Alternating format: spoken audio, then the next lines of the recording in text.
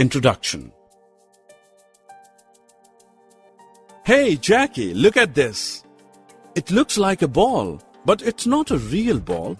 Then what is this? Harry, this is a shadow of a football. It is formed because the football has blocked the sun's light. So now let us learn more about shadow and its formation. Objectives. At the end of this course, you will be able to recognize a shadow, explain the formation of a shadow, find the direction of a shadow based on the location of the source of light.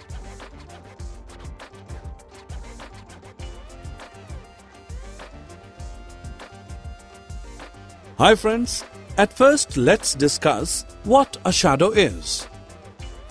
Actually, a shadow is an area of darkness which is formed when the light is blocked by an object. You'll be surprised to know that the direction of the shadow changes with the changes in the direction of the source of the light. For example, shadow of these trees changes as the sun moves from east to west during the day. During all day, sometimes it becomes long and sometimes short.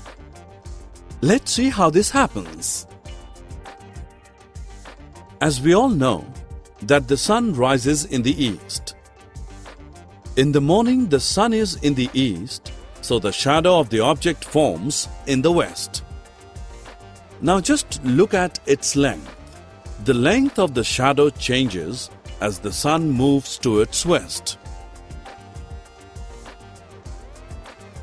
Now it's noon and the sun is overhead. Did you notice the shadow of this tree? The shadow of the tree now becomes small. Friends, as we all know that sun sets in west, hence in the evening, the shadow of the object forms in the east. So friends, we notice that as the sun changes its position, the length of the shadow of an object also changes. Hey friends, did you notice one more thing? That the shadow is always formed opposite to the direction of the source of light.